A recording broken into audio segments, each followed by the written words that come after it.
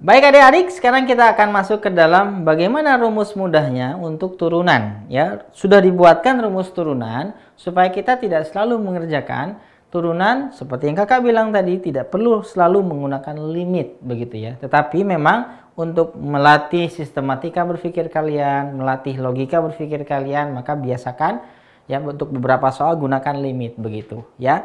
Nah, rumus-rumus ini bisa dibuktikan dengan menggunakan apa? Dengan menggunakan limit. Ya, definisi limit.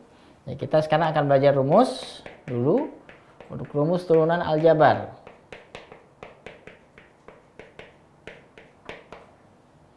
Aljabar. Nah, gitu ya, aljabar. Oke, nah, rumus turunan aljabar yang pertama adalah kalau ada suatu fungsi fx sama dengan k. Nah, gitu ya, konstanta. Maka dengan menggunakan definisi dari turunan, kita akan memiliki bahwa turunannya adalah 0. Ya, turunan dari konstanta adalah 0. Oke, mau berapapun konstantanya, mau setengah, nggak ada x-nya gitu ya. Setengah, sejuta, min 100, ya hasilnya turunannya 0. Yang kedua adalah kalau suatu fungsi itu hanya ada x saja. Misalnya, x saja. Maka turunannya misalnya nanti di sini bukan x ya, kakak tambahkan misalnya ada koefisien ax misalnya ya, ax ya. Maka turunannya apa? Turunannya adalah a, koefisiennya ya. Jadi kalau turunan 2x2, turunan 3x3, turunan setengah x setengah gitu loh ya. Biasakan ya, diulang-ulang supaya nanti otomatis dalam pikiran kalian, apa sih turunan setengah x setengah ya, bisa dijadikan bahan tebak-tebakan ya. Kalau lagi nggak ada kerjaan, tebak-tebakannya matematika ya. Nah, yang ketiga, gimana kalau bentuknya adalah ternyata bukan pangkat 1. Nah, kakak tulis pangkat n, misalnya selain pangkat 1, setengah, 2, 3, 7, sejuta, 200 begitu ya. Nah, bagaimana turunannya? Perhatikan, kamu kalikan n dikali a, n kali a, x pangkatnya dikurangi 1. Ini bisa dibaca jadi nani gitu ya, nani. Nah, untuk mengingatnya nani ya, n kali a, x n dikurangi 1. Nani suka nonton X-Men. Nah gitu contoh x-nya ya. Nah sekarang ini dia, jadi kalikan baru dikurangi 1, pangkatnya turun 1 ya, makanya disebut turunan ya. Oke, turun 1. Nah itu dia. Nah kemudian kalau ketemu dengan fungsi ada a tetapi ini ada fungsi yang lain ya, maka yang kamu turunkan hanyalah fungsinya saja. Jadi si fungsinya saja. Bagaimana koefisiennya? Tak usah diturunkan. Jadi U aksen. Nah, nanti kita akan lihat contohnya seperti apa. Yuk kita simak sekarang contoh soalnya. Ya, contoh soal yang terkait dengan penggunaan formula ini. Ya, kita lihat di contoh soal. Contoh soal di sana kakak tidak akan bahas semua, yang mirip-mirip ya diabaikan saja ya. Misalnya soal nomor 1, di sana dikatakan bahwa fx sama dengan nomor 1, fx sama dengan 3. Ya, apakah turunannya? Nah, karena dia bentuknya adalah konstanta tanpa ada x. Kalau ini dituliskan a saja, b saja, c selain x, maka langsung turunannya adalah 0. F aksen x sama dengan 0. Menggunakan rumus yang mana? Gunakan rumus yang pertama. Ya. Oke. Yang kedua. Ya. Oke, bukan yang kedua ya, tapi yang ke-6. Nah, karena yang nomor 2 ini pada mirip semua. Yang ke-6. Yang ke-6. Yang ke-6, fx sama dengan x kuadrat. Nah, di sini mulai ada pangkat 2. Koefisiennya 1. Maka bagaimana mendapatkan turunan dari sini? Maka cukup kamu kalikan 2 kali 1, 2. Setelah dikalikan pangkatnya dikurangi 1. 2x pangkat 1. Ya, biasanya kalau 2x pangkat 1, x pangkat 1 tidak ditulis pangkatnya, berarti turunan dari x kuadrat adalah 2x. Bisa dipahami? Oke. Kita lanjutkan. Nah, kalau bentuk-bentuk seperti ini mungkin gampang. 4x pangkat 3, 12x pangkat 2. 10x kuadrat, 20x. Gitu loh. Langsung ya, main tebak-tebakan dengan teman kamu supaya apa? Lebih lancar ya. Langsung otomatis tanpa atau without thinking. Cet ya, cepat. Nah, yang perlu kalian olah ketika dia tidak memenuhi bentuk ini. Misalnya, bagaimana kalau x-nya ada di bawah? Ya, sebagaimana soal nomor 9. Nomor 9 di sana ditulis bahwa fx-nya sama dengan 3 dibagi x pangkat 8. Waduh, repot. Nah, begitu ya. Nah, masih ingat enggak? Kamu ada suatu sifat dalam eksponen bahwa kalau ketemu dengan x pangkat n, ya, bisa dibalik posisinya menjadi x pangkat min n. Ya, kalau di sini n jadi minus n. Jadi tandanya jadi berlawanan atau bilangan pangkatnya jadi berlawanan kalau dia diubah posisinya. Maka ini pun sama. Kalau kita mau ubah posisinya ke atas, maka angka 8 itu jadi berlawanan. Jadi pangkat min 8 gitu ya. Maka kalau kita teruskan ini, kita ubah dulu menjadi bentuk yang standar, yaitu 3 dikali x pangkat min 8. Tuh, gitu ya. Maka kita akan punya turunan dari sini f aksen x-nya adalah kalikan dulu minus 24 x pangkat. Nah, min 8 dikurangi 1. Hati-hati.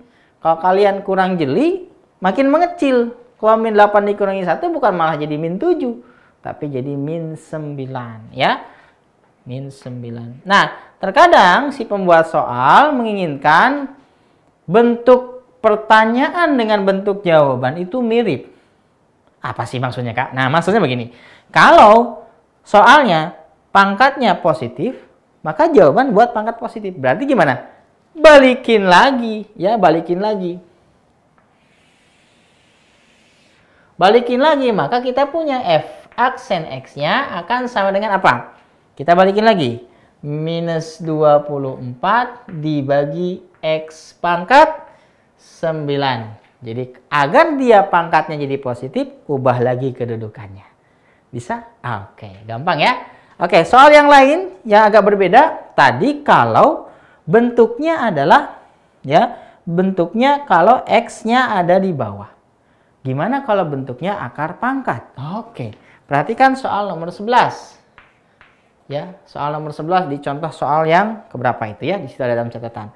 Ya, fx, cari turunan dari fx sama dengan 6 akar x. Waduh, 6 akar x. Gimana lagi nih ya? Nah, oke. Dulu di eksponen kamu pernah belajar bahwa untuk x pangkat m, akar pangkat n, itu bisa dinyatakan menjadi bentuk pangkat. Nah, gitu ya. M di atas, n di bawah. M per n, begitu. Maka ubah bentuk akar ini menjadi bentuk ini. Ya. Nah, sehingga kita punya fx-nya kita ubah dulu menjadi 6 x pangkat. Kalau pangkat tak ditulis berarti 1. Kalau akar pangkat tidak ditulis berarti 2. Begitu ya kesepakatannya. Seperti bilangan atau variabel x. Pangkat tidak ditulis 1. Koefisien nggak ditulis ya berarti 1. Nah, untuk akar pangkat tidak ditulis berarti kesepakatannya 2. Sebagaimana dalam logaritma, kalau basisnya nggak ditulis berarti 10. Jadi ada beberapa kesepakatan yang dimana bilangan itu nggak ditulis sebenarnya ada di situ, tapi sudah menjadi pengetahuan umum, gitu ya. Nah, maka kita bisa mencari f aksen x-nya. Dikalikan setengah kali 6 hasilnya 3 x. Nah, setengah dikurangi 1. Oke, setengah dikurangi 1, 1 itu sama saja dengan 2 per 2 ya. Maka kita punya 3x pangkat min setengah. Nah, tadi kakak bilang pembuat soal biasanya mengharapkan bahwa antara bentuk pertanyaan dengan bentuk jawaban mirip. Apalagi kalau soal PG, kita dapat sini, ternyata dalam pilihan ganda nggak ada. Nangis kita. Padahal tinggal ubah dikit saja begitu ya. Bagaimana caranya? Nah, kalau kamu ingin mengubah ini menjadi bentuk akar, maka yang kamu lakukan adalah posisi pangkatnya harus dalam bentuk positif. Berarti ubah dulu kedudukannya ke bawah dengan sifat yang ini. 3 dibagi X pangkat setengah. Gitu kan? Nah, X pangkat setengah sudah pangkat positif, baru bisa dibuat jadi akar pangkat. 3 bagi akar pangkat X. X ya, X akar pangkat 2. X pangkat 1 akar pangkat 2. Nggak ada lagi jawaban ini. Ya, gitu ya. Jangan khawatir, kamu tinggal kalikan saja seperti biasa. Mungkin gurunya maunya begini gitu loh. Dikalikan sekawan ya. Bisa jadi variasinya begitu ya. 3 dibagi akar X dikali akar X jadi X. Nah, bisa jadi jawabannya begini. Bisa jadi ya, mau-maunya pembuat soal. Tapi kalau soalnya esai, berhenti sampai sini cukup. Tapi kalau soal PG, kita mengarahkan kepada apa yang diinginkan oleh si pembuat soalnya. Oke, itu dia bentuk-bentuk soal ya yang yang menggunakan rumus-rumus ini, begitu ya. Rumus-rumus. Nanti keempat nanti kita akan tunjukkan contoh soalnya. Nah, bagaimana kalau fungsinya ini ternyata merupakan hasil penjumlahan dari fungsi-fungsi ya, atau hasil perkalian dari fungsi kali fungsi, atau hasil pembagian fungsi bagi fungsi begitu. Nah, maka dibuatkanlah rumus lanjutlah saya bilang ya, rumus lanjutannya.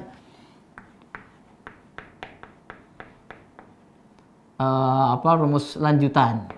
Rumus lanjutan ini terdiri dari operasi fungsi-fungsi. Misal, yang pertama yang akan kita bahas adalah bagaimana kalau ya bentuk si fungsinya itu merupakan hasil penjumlahan fungsi pertama ditambah kurang fungsi yang kedua. Biasanya memang di sekolah suka menggunakan rumus hurufnya U dan V. Nah, maka kalau kita bertemu dengan fungsi yang terdiri dari 2 atau lebih suku, maka cara mudahnya adalah untuk f aksen x-nya kamu tinggal turunkan satu per satu. Nah, gitu. Ya, turunkan satu per satu untuk penjumlahan saja dan pengurangan. Jumlah dan kurang turunkan satu per satu. Nah, makanya kita akan sangat mudah sekali ketika menjawab soal ya, dalam contoh soal dituliskan bahwa fx-nya sama dengan 3x pangkat 4, kemudian ditambah 2x pangkat 3, ditambah 11x, dikurangi 5. Nah, fungsi ini bisa dinyatakan sebagai penjumlahan dari 4 fungsi. Fungsi pertama, kedua, ketiga, dan keempat. Ya, ini ada x, ini konstanta. Nah, maka turunkan satu per satu dengan menggunakan rumus-rumus ini. Nah, gampang sekali ya. Oke, sekarang kita jajal ya. Maka turunkan f aksen x.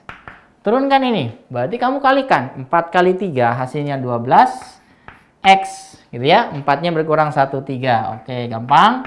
Kalikan 6 x pangkat 2, betul? 11x, berarti kita menggunakan yang ax. Tinggal A saja, ya. 11 saja, begitu kan? Min 5 adalah konstanta, fungsi konstanta, turunannya adalah 0. Maka inilah jawabannya, ya. Jadi begitu, kalau bentuk fungsinya adalah gabungan dari fungsi dalam bentuk penjumlahan atau pengurangan, maka turunkan satu per satu. Oke, di video selanjutnya bagaimana?